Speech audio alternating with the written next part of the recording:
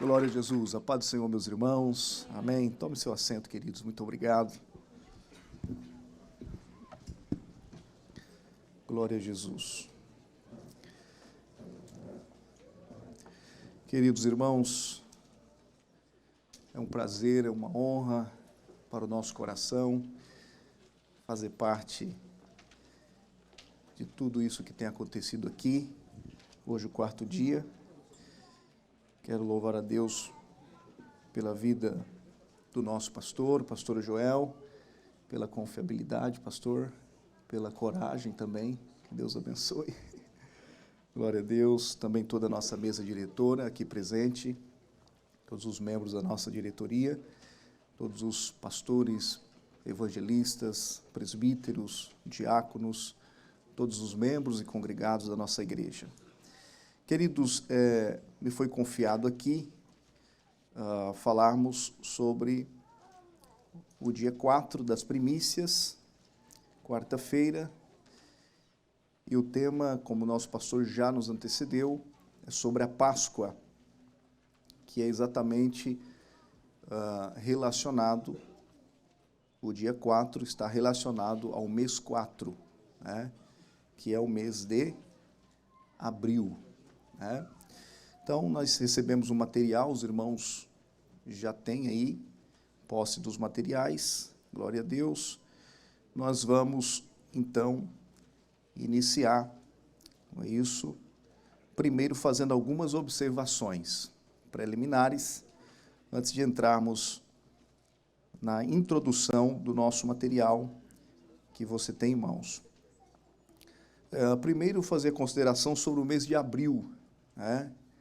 Abril é o quarto mês do calendário gregoriano e tem 30 dias.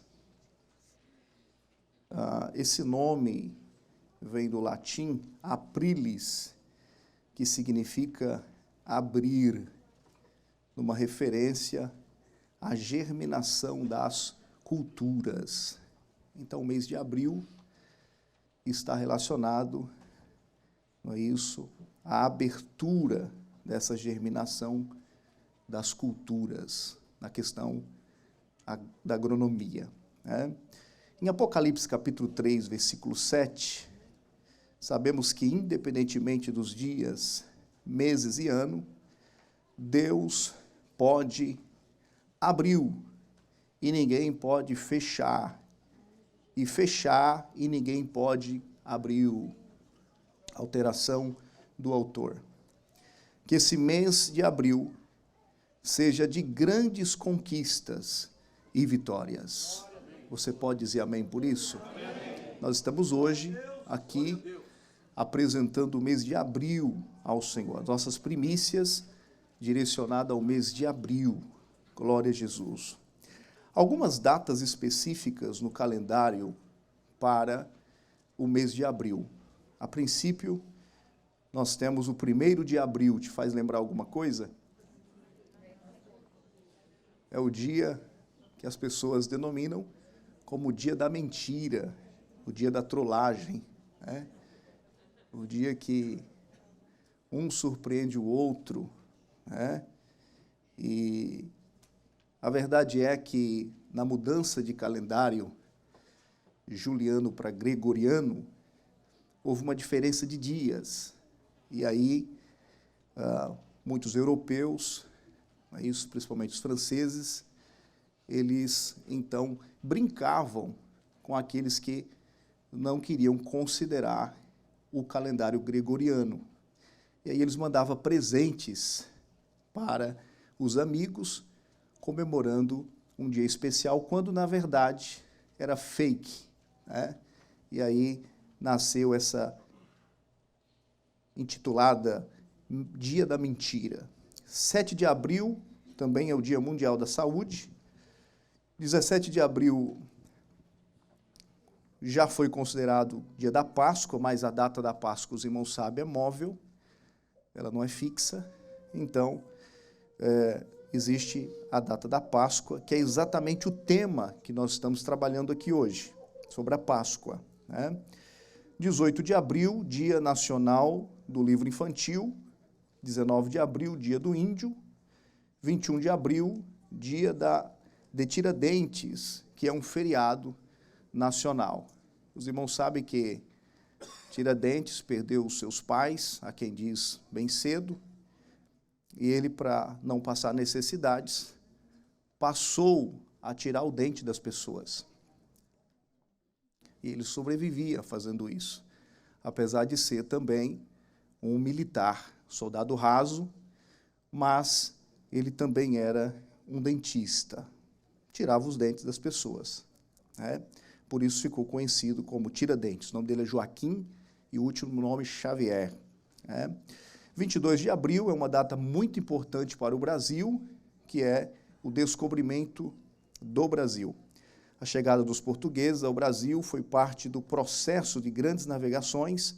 Pedro Álvares Cabral, diga-se de passagem, ainda hoje eu conversava com o pastor Alcir, e ele me dizia, isso, a árvore genealógica dele, ele fez uma busca sobre a árvore genealógica dele, e ele é 6 a 7 vezes neto, não é isso? De Pedro Álvares Cabral.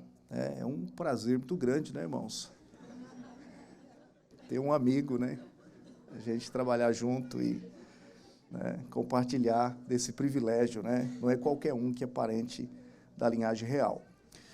Foi o líder de uma expedição composta por 13 embarcações e cerca de 1.200 homens. O primeiro ponto do Brasil avistado pelos portugueses foi a região do Monte Pascoal, na Bahia. Tem baiano aqui? Tem pouco baiano aqui, hein, rapaz? Olha lá. Almenara é Bahia, né? Não? No dia 22 de abril de 1500. Outras datas comemorativas, permita-me com essas preliminares, por favor, é só para a gente já adentrar, não é isso, quebrar o gelo.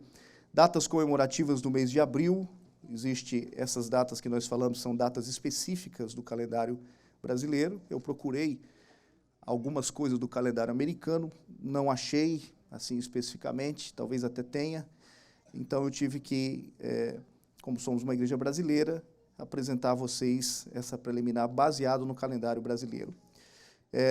Outras celebrações datadas no mês de abril: dia 1º, dia do humorista, dia da abolição da escravatura dos índios, dia 2, dia mundial do livro infantil, já falamos, dia 7, dia do jornalista, dia do médico legista, dia do corretor, dia 8, dia da natação, dia mundial do combate ao câncer, é uma data muito especial essa aqui, dia do desbravador, dia 8 de abril, estamos falando de abril, irmãos, dia 10, dia da engenharia militar, dia 12, dia do obstetra, dia 15, dia do desenhista, dia 19, dia do exército, dia do diplomata, dia 21, dia do metalúrgico, dia da polícia civil e militar, um dia importante, dia 22, dia da Força Aérea Brasileira, dia 23 de abril, dia do escoteiro, dia 25, dia do contabilista, dia 26, dia do goleiro, tem goleiro aí, ó, dia do engraxate, dia 27, dia da empregada doméstica, ó, house clean, é isso?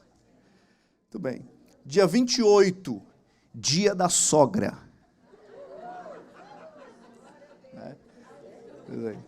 Muito bem. E encerra dia 29, dia da Internacional da Dança.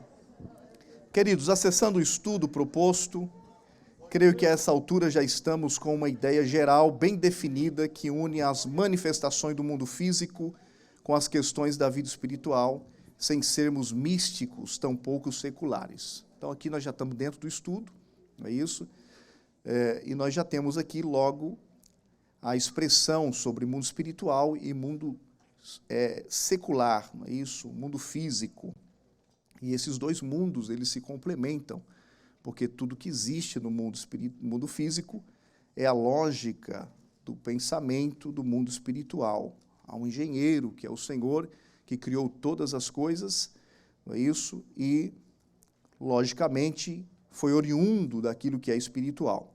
Justamente as festas tinham esse sentido de manifestar espiritualmente os momentos que Israel estava vivendo, com o intuito de serem um testemunho da fidelidade de Deus e o cuidado do Senhor sobre a vida deles. Era uma demonstração visível e real da prosperidade espiritual que apontava ao Senhor Jesus Cristo e ao futuro da igreja. Irmãos, a tipologia bíblica, há uma matéria na teologia sobre a tipologia bíblica. Não é isso? Você que ainda não se matriculou no JW Bible College, me permita aqui, pastor, passar para os irmãos. Inclusive, no final, na conclusão desse assunto aqui, há um incentivo, não é isso, aos pais em indicarem aos seus filhos, né, o envolvimento com as coisas de Deus, né? Então, nós temos aí a oportunidade de estudar um pouco mais a fundo a tipologia bíblica, se matriculando no curso de teologia, e lá você vai ter mais tempo para lidar com estas questões, tá certo?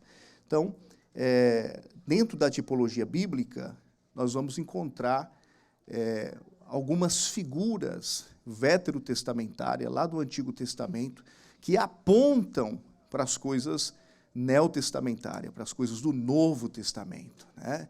Nós temos muitas figuras. Vale lembrar aos irmãos que o Antigo Testamento, ele é uma promessa, e o Novo Testamento é o cumprimento desta promessa, tá certo? Então, quando nós lemos os 39 livros veterotestamentários do Antigo Testamento, existe uma mensagem profunda para aquilo que vai acontecer no Novo Testamento. Então, qual é a mensagem central dos 66 livros da Bíblia? A mensagem central dos 66 livros da Bíblia é Cristo. A Bíblia é cristocêntrica. As mensagens são cristocêntricas. De Gênesis a Apocalipse, todos os livros da Bíblia têm uma mensagem apontando a Cristo. Tá certo? Então, nós vamos ver que não é diferente no contexto da Páscoa. O contexto da Páscoa tem o mesmo sentido. Nós vamos ver isso aqui no decorrer do assunto. Então, existe em torno de 40 calendários no mundo, e no judaísmo contém 4 anos novos para o calendário geral e total dos hebreus. Então, nós temos o Ano Novo Civil, não é isso? Nós temos o Ano Novo Religioso, que está ligado a fatos e acontecimentos divinos na história dos hebreus. Então, houve a necessidade deles terem um calendário religioso para lembrar momentos específicos de Deus para com os hebreus. O Ano Novo direcionado dízimo aos animais, e o Ano Novo das árvores, né, direcionado aos dízimos das frutas. Então, nós vamos ver a Páscoa no dia 1º, no mês 1º, dia 14º, né, o 14º dia do mês 1º, esse mês de Abibe, o antigo Abibe. Antes do cativeiro babilônico era Abibe, depois muda para Nissan, tá? Vai mudar esse nome, mas é o mesmo. Então, às vezes, você vai ler na Bíblia, e você vai ver que é o 14º dia de Abibe, aí você fala, poxa, mas a Nissan é o mesmo. Houve uma pequena alteração, mas é o mesmo. Essa é a data em que se realizava a Páscoa. Os pães asmos também era no 15º dia. Um dia após a Páscoa, se iniciava, então, os pães asmos, e tinha 7 dias, que ia até o dia 21, também do mês de Nissan. Tá?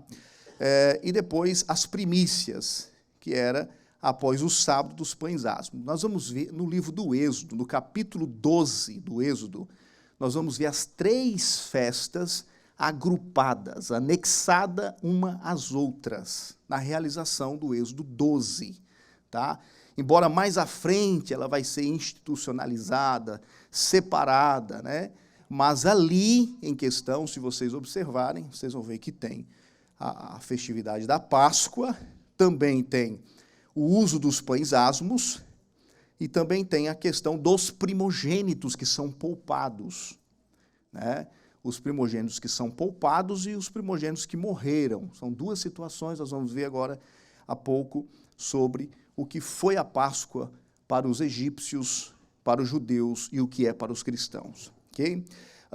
Depois nós temos o Pentecoste, que é 50 dias após a festa dos primeiros frutos, depois a festa das trombetas, que é no 7º mês, talvez aqui ou não, talvez, mas com convicção da expressão, esse 7º mês seria o primeiro mês aqui do ano civil, que é Tishrei, né? A gente fala com sotaque, mas é mais ou menos por esse caminho aí. Então é a festa das trombetas. E tem a expiação também, que é no 7º mês, no 10º dia.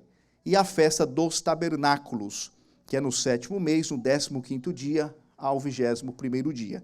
Então, Israel está envolvido em torno de 7 festas principais, tá certo? E 3 acontece no primeiro mês, o Pentecoste ali pelo 3º mês, e no 7º mês acontece as trombetas, expiação e tabernáculo. Essas festas, elas são momentos na história de Israel que estão apontando para alguma coisa, tá? Não são festas aleatórias, não são festas que estão ali por estar, mas são festas que existe uma mensagem específica, existe uma palavra específica a esse respeito, né? Um tratamento de Deus para com eles. Os primeiros frutos e os dízimos, há uma declaração já vista, ou seja, uma declaração de Jeová, em Deuteronômio 26, versículo 19, na NVI, Deus colocaria Israel em 4 níveis. Eu li essa expressão na NVI, e aí eu fiz uma anotação, e eu observei 4 pontos importantes em Deuteronômio 26, 19, Deus querendo colocar Israel em 4 posições, em 4 níveis. Primeiro, a posição de glória. Deus queria colocar Israel em posição de glória. A segunda, posição de fama. Terceiro, posição de honra mundial entre as nações, Israel sobressairia, tá certo?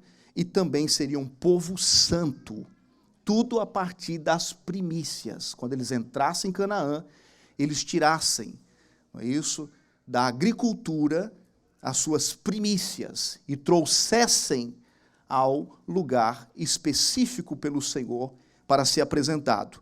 E sendo assim, Deus o colocaria em posição de glória, Deus daria fama, honra mundial e faria deles um povo santo, como resultado da fidelidade deles para com Deus, falando especificamente de primícia. Tá certo? Então, você depois observa isso, faça a observação deste assunto na sua casa.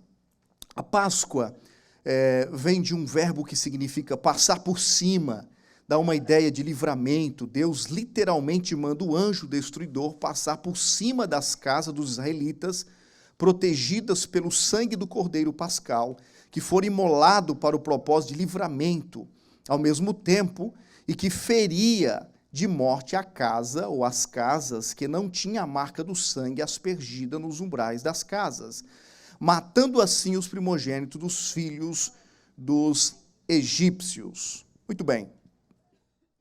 Há um subsídio, Levítico 23, versículo 5, o 14º dia do primeiro mês, que é exatamente no calendário gregoriano, daria março, abril, né, do nosso tempo, tá certo? A comemoração da ocasião em que Deus poupou os israelitas, quando matou os filhos mais velhos do Egito, marcada por uma refeição especial e pelo sangue sacrificial colocado nas ombreiras das portas. Jesus foi oferecido no dia da preparação da Páscoa, sexta-feira, e foi sepultado já logo antes de começar o sábado de observação, né? E o dia da Páscoa propriamente dito. Por isso foi considerado o Cordeiro Pascal, morto, para que o anjo da morte não entrasse na casa daqueles que passassem o sangue nos umbrais de suas portas, dando início à saída dos filhos de Israel do Egito. No nosso caso, o reino da escravidão, do pecado, para o reino do Filho do seu amor. Colossenses 1, versículo 13.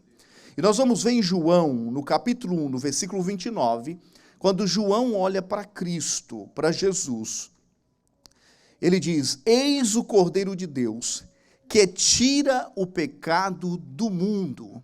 Veja que os sacrifícios veterotestamentários do Antigo Testamento cobriam os pecados. Eles não tinham poder suficiente para tirar pecado, Mas agora o Cordeiro se manifesta, Jesus se manifesta no Novo Testamento. E agora Jesus tem o poder não de cobrir o pecado, mas de tirar o pecado do homem e do mundo. Glória a Jesus. 1 Pedro capítulo 1, versículo 18 e versículo 20, sabendo que não foi com coisas corruptíveis, como prata ou ouro, que fostes resgatados da vossa vã maneira de viver, que por tradição recebeste dos vossos pais, mas com o precioso sangue de Cristo, como de um cordeiro imaculado, incontaminado. Veja o cordeiro aqui, eu estou falando agora de Novo Testamento, estou lendo a carta pedrina, escrita por Pedro. Ele está falando do cordeiro imaculado, incontaminado, tá? Que fala e direciona exatamente ao sangue de Jesus, o precioso sangue de Jesus, o qual, na verdade, em outro tempo foi conhecido, ainda antes da fundação do mundo, mas manifestado nesses últimos dias ou tempos por amor de vós. Aleluias. Algumas coisas a analisar, baseado em Êxodo capítulo 12, versículo 1. A Páscoa, o que foi a Páscoa para os egípcios? A Páscoa para os egípcios foi juízo divino. Foi tratamento de Deus com o Egito. O que foi a Páscoa para os judeus foi livramento e liberdade. E o que é a Páscoa para os cristãos? Morte de nossos pecados e o nascimento em Cristo, uma nova vida no nosso Senhor e Salvador, Jesus Cristo. No Antigo Testamento havia a circuncisão. A rigor, a circuncisão no cristianismo não existe. Ela passa a significar, ela passa a ser traduzida no Novo Testamento como batismo nas águas. A Páscoa veterotestamentária, no Novo Testamento, ela passa a ser a ceia do Senhor. São dois símbolos importantes do Antigo Testamento que mudam as suas posições no Novo Testamento. Em Êxodo capítulo 3, versículo 19 e versículo 20, a Bíblia vai dizer da mão poderosa e as maravilhas de Deus no Egito. Deus colocou as suas mãos no Egito. O texto aqui está no singular, mas nós podemos entender que foi as mãos de Deus no Egito. Como? As nossas mãos têm quantos dedos? 10 dedos. Foram quantas pragas no Egito? 10 pragas. Praga do sangue, das rãs, dos piolhos, das moscas, das pestilências, das úlceras, do granizo, dos gafanhotos, da escuridão e, por último, a morte dos primogênitos. 5 ângulos nós precisamos olhar a Páscoa. Primeiro, a Páscoa tem um centro. Qual é o centro da Páscoa? O cordeiro, não um coelho. A Páscoa tem um sinal. Qual é o sinal da Páscoa? É o sangue, não é o ovo. A Páscoa tem um propósito. Primeiro, a libertação.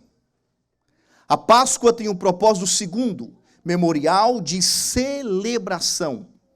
Porque ao mesmo tempo que ela é uma libertação para Êxodo 12, ela passa a ser um memorial que não perde e não se perde durante o tempo. A Páscoa tem uma mensagem, e a mensagem é vida ou morte. Na Páscoa, uns morriam e outros eram vivos, eram isentados da morte. Em Jesus ocorre uma nova Páscoa. Nós lembramos do sacrifício de Cristo no Calvário, não é isso? E fazemos isso todos os meses tomando a ceia do Senhor, lembrando da Páscoa do nosso Senhor Jesus Cristo. Contribuição no relato da Páscoa. O que fica claro no nosso estudo sobre a contribuição é que o dia solene, festa da Páscoa, é um dia de substituições. Não é isso? Onde os israelitas entregaram um cordeiro em lugar dos seus primogênitos, ao mesmo tempo que se alimentaram dele. Veja, Israel, a Bíblia vai dizer que é primogênito de Deus. Faraó oprimiu o primogênito de Deus por mais de 400 anos. Não é isso? E agora, Deus trata com o Egito, com o Faraó, exatamente com os primogênitos do Egito. Veja que Israel é primogênito de Deus.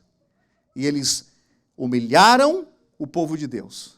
Não permitiram que o povo de Deus fosse caminho de 3 dias adorá-lo no deserto. Não é isso? Aumentou ainda mais as cargas e o trabalho. E sem misericórdia punia os primogênitos, ou o primogênito de Deus, que era Israel. E agora Deus vai tratar com o Egito, e Deus trata com os primogênitos de Faraó. Em Êxodo capítulo 2, versículo 24 e 25, a Bíblia vai dizer que Deus ouviu, na versão NVI, Deus ouviu, primeiro. Segundo, Deus lembrou da aliança que fez com Abraão. Terceiro, Deus olhou. E quarto, Deus viu a situação deles. Deus estava com os olhos postos no Egito. E Deus estava observando, porque o texto diz que Deus olhou. Tem hora, às vezes a gente olha as coisas e não vê. O texto diz que Deus olhou e viu. Deus fitou os olhos dos detalhes que acontecia com o seu primogênito na terra do Egito. E Deus decidiu tratar com aquele monarca. A festa da Páscoa simboliza no Novo Testamento redenção, crucificação de Cristo.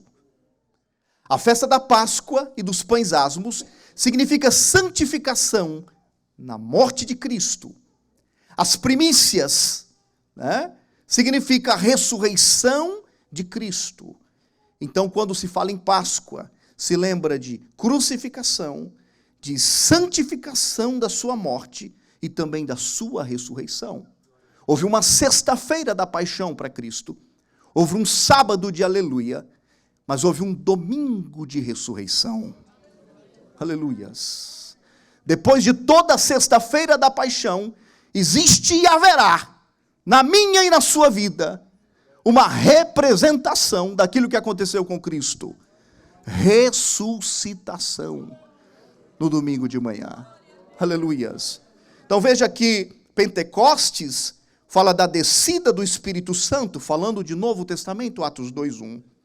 Trombetas está direcionado, está apontando para a ressurreição, o ressurgimento da nação de Israel. E a expiação do Yom Kippur está falando de uma redenção de Israel. E os tabernáculos, essa festa, está apontando para o milênio. Então, estas 7 festas, elas envolvem passado, presente e futuro. Aleluias. Glória a Deus. Deus falou com Abraão em Gênesis 15:13. E versículo 14.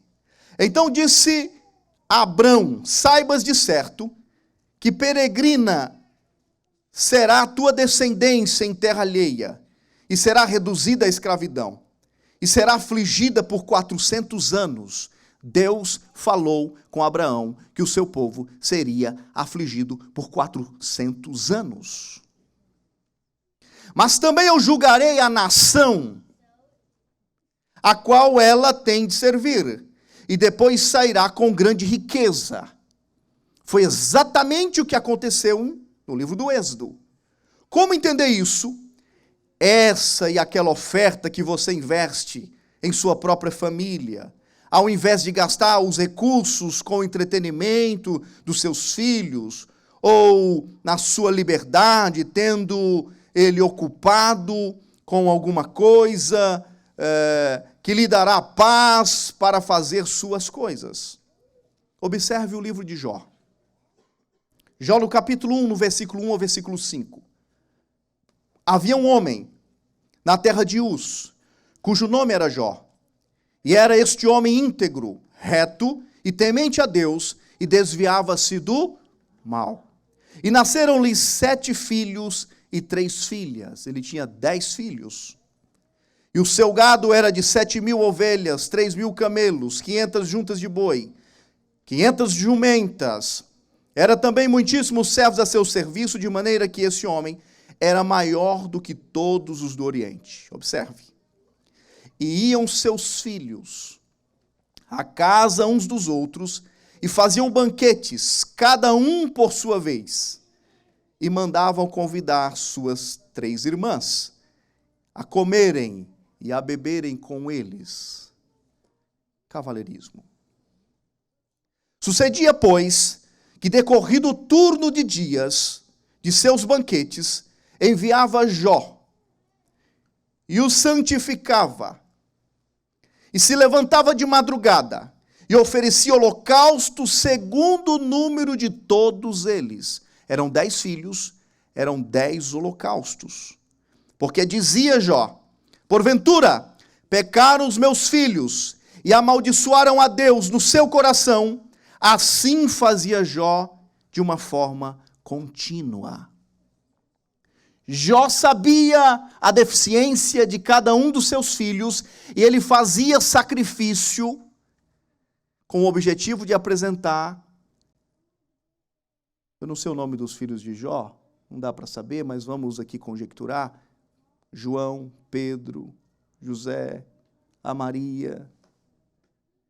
Jó sabia quais eram as deficiências dos seus filhos, ele não fazia um holocausto único para todos, ele fazia individualmente por cada um, porque o problema do João, a deficiência do João, não é a mesma da Maria.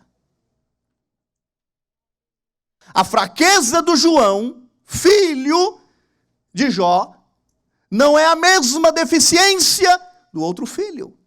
Então, ele apresentava individualmente os seus filhos ao Senhor e os direcionava a Deus, apresentando ao Senhor. Você investe para que toda a família desfrute de comunhão e da salvação divina e provisão divina. Era necessário comer todo o cordeiro, até as partes menos nobres, um investimento que custa fazer e desfrutar. Quantas vezes queremos que o tempo em família seja só agradável? Nesse sentido, precisamos entender que é necessário gastar tempo até com aquilo que nos é incômodo pelo bem de nossa casa. Eu ouvi alguém dizer que não existe família perfeita. Existe família que busca o aperfeiçoamento. Às vezes nós achamos que somos anjos sem asa. Nós somos seres humanos, sujeitos às paixões, né? Somos falhos, às vezes erramos ao expressar, ao agir com os da nossa casa. Isso é sinal que não somos perfeitos. E nem por isso precisamos também querer arrancar os cabelos da cabeça, caso você tenha cabelo. A família envolve muitas coisas, dentre elas, alguns momentos desagradáveis. E nós precisamos entender isso aí. O cordeiro do Êxodo 12 precisava ser assado, né? E levado à mesa, e aqueles que iriam participar precisavam participar como um todo do cordeiro. Não querer só a coxa do cordeiro, não querer só o peito do cordeiro, mas comer até mesmo aquilo que nós não muito gostamos. Mas todos estavam em volta da mesa, participando da Páscoa do Senhor. O que os pais cristãos devem ensinar a seus filhos todos os dias? Primeiro, ore com eles e por eles, na frente deles. Eu lembro que quando eu tinha meus 15 anos de idade, eu fiquei um pouco rebeldinho.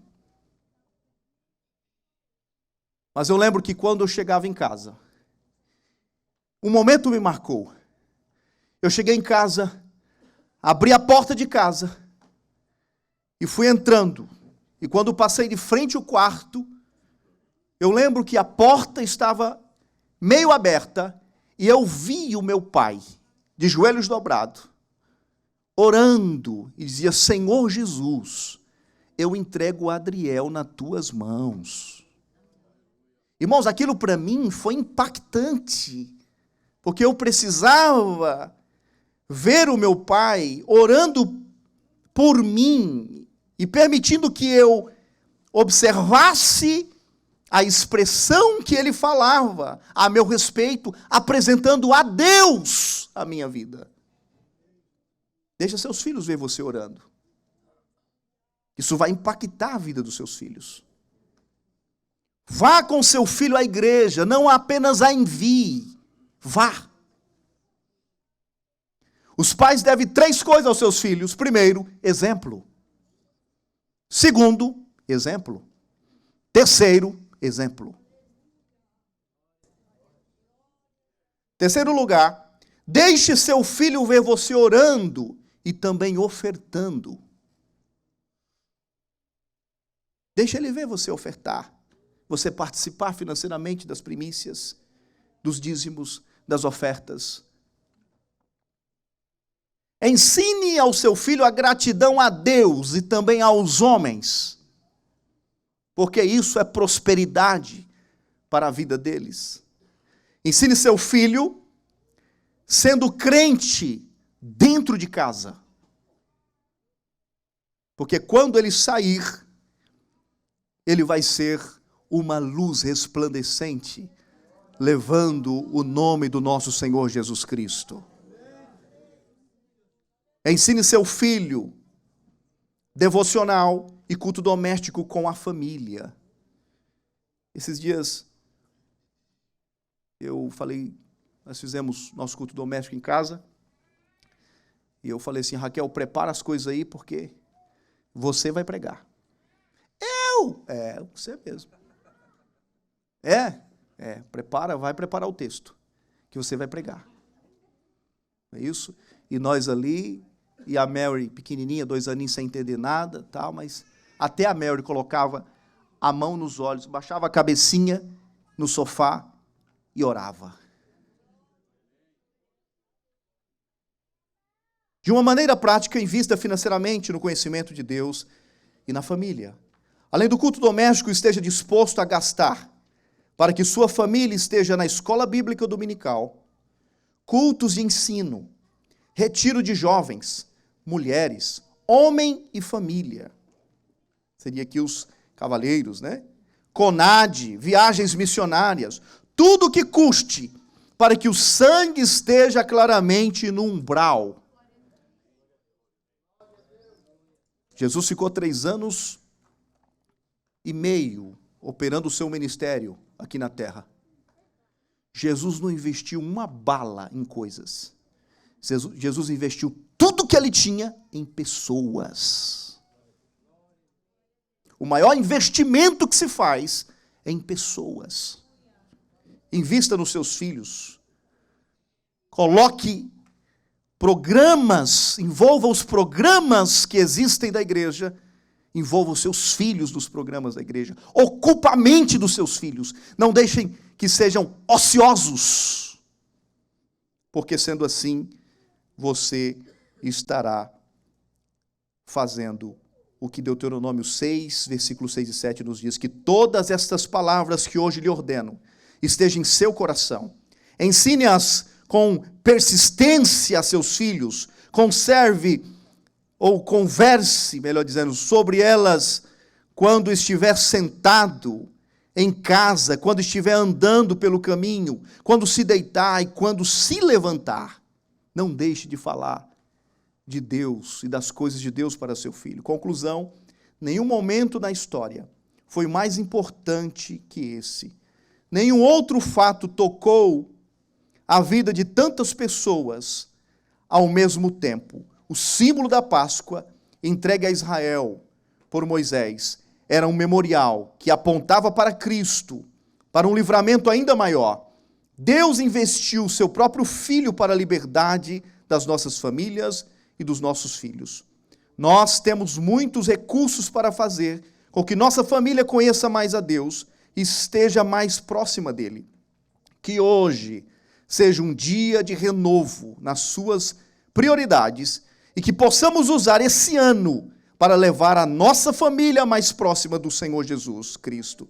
Gastar nossos recursos para que isso aconteça e seja uma realidade. Deus abençoe os irmãos.